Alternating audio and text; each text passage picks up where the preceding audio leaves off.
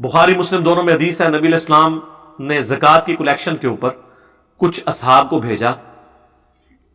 جب وہ واپس آئے تو انہوں نے کہا یہ تو وہ زکوٰۃ ہے جو ہمیں لوگوں نے دی ہے بھیڑ بکریوں کی شکل میں، اور یہ وہ بکریاں ہیں جو ہمیں لوگوں نے گفٹ دی ہیں.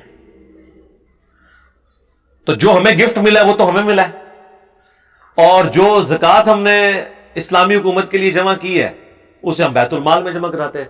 تو نبی صلی اللہ علیہ وآلہ وسلم نے فرمایا یہ جو گفٹ ملے ہیں نا یہ بھی بیت المال میں جمع ہوں گے. تم میں سے کوئی شخص جا کے اپنی ماں کی گود میں سر رکھ کے بیٹھ جائے، میں دیکھتا ہوں اسے وہاں کون جا کے گفٹ دیتا ہے. یہ گفٹ تمہیں اس پوسٹ کی وجہ سے ملے ہیں، لہٰذا یہ بیت المال میں جمع ہوں گے. یہ پرائم منسٹر صاحب بڑے سیخ پا ہوئے تھے نا وہ توشہ خانہ کیس کے اندر.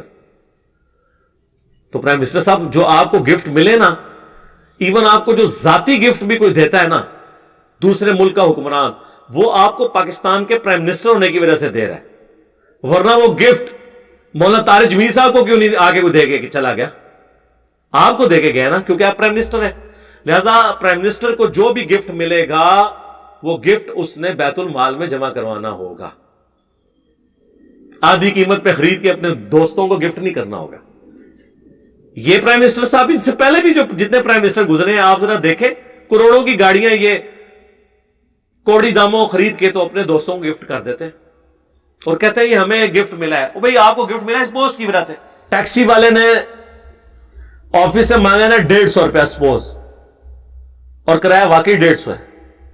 میں نے کبھی اسے 140 بھی نہیں کہا، کیونکہ وہ اپنی طرف سے زیادہ ہی مانگ رہا ہوتا ہے، اسے پتا ہوتا ہے 20-25 تو گھٹانے ہی گھٹانے جو عام ٹیکسی ہے. کئی بار ایسے ہوئے ہیں ٹیکسی میں جب بیٹھے انہوں نے کہا نہیں بھائی جی تو ہم نہیں لے کے جانا، اٹھ جاؤ. وہ ڈر گیا کہ یار میں نے اس کو جتنے پیسے کیے اسی پہ ایگری کر گیا تھی، کوئی اور چکر ہے. ہاں حالانکہ میں جنرلی اس لیے بیٹھتا ہوں کہ یار اس نے مناسب کرایہ مانگا ہے، میں اس کو کام نہیں کرواؤں گا. مجھے پتا ہے کہ یہ اتنے کلومیٹر ہے، اتنا اس کا پیٹرول لگنا ہے، اور میں پچھلے اتنے سالوں سے اس روٹ پہ آ رہا ہوں.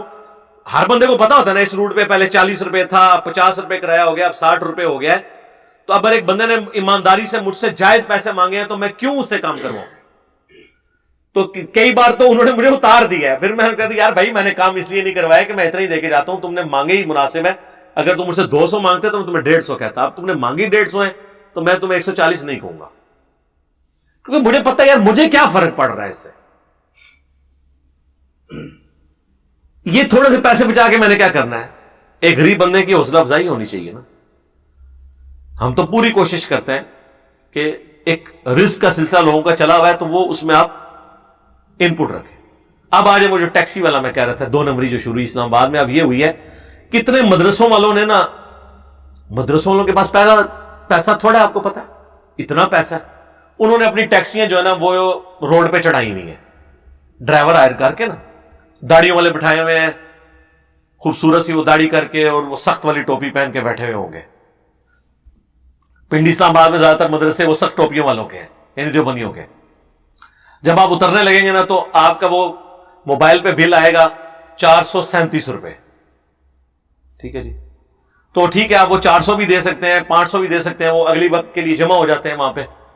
وہ آپ کو نا پھر وہ کہے گا جناب یہ ٹیکسی جو ہے نا یہ فی سبیل اللہ چل رہی ہے، یہ فلاں مدرسے کی ہے، تو اس ٹیکسی کی انکم سے ہم فلاں مدرسے کو رن کرتے ہیں.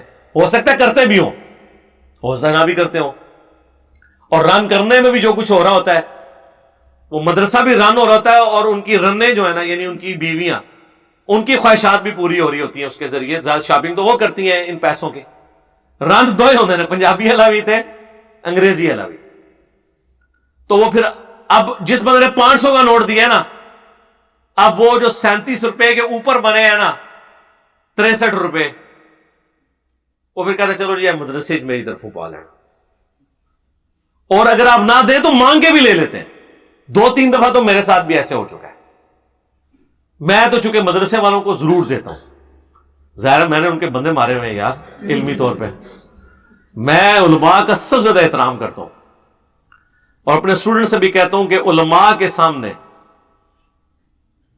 اور یہ جو بزرگ بابے دوسرے فرقوں کے ہیں ان کے سامنے اس طرح بیٹھا کریں جیسے ایک قاتل مقتول کے ورثاء کے سامنے بیٹھتا ہے. کیونکہ آپ نے تو آپ وہ قاتل ہیں کہ ان کی پوری نسل آپ نے قتل کی ہے. ایک بریلوی سے پوچھے، لوگ تو کہتے ہیں نا ایک بوڑھے باپ کے کندھوں پر جوان بیٹے کا جنازہ سب سے وزنی چیز ہے. میں کہتا ہوں نہیں، اس سے بڑی وزنی چیز یہ ہے کہ ایک بوڑھا باپ جو ایک فرقے میں زندگی گزارے اور اس کی اولاد اس کے بابوں کو غلط کہے اور قرآن و سنت پہ آ جائے، اس کا وزن اس کے جنازہ اٹھانے سے بڑا ہے. یہ آپ ذرا اس سے پوچھیں. ظاہر ہے کہ وہ بابا جب یہ سمجھ رہا ہے کہ میرے علاوہ سارے فرقے جہنمی ہیں،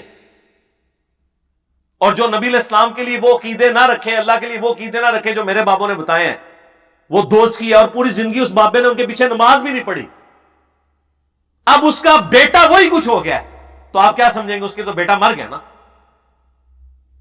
تو ہمیں تو اللہ کے فضل سے روزانہ اس طرح کی بدوائیں پتہ چلتی ہیں ہمیں جو لوگ دیتے ہیں.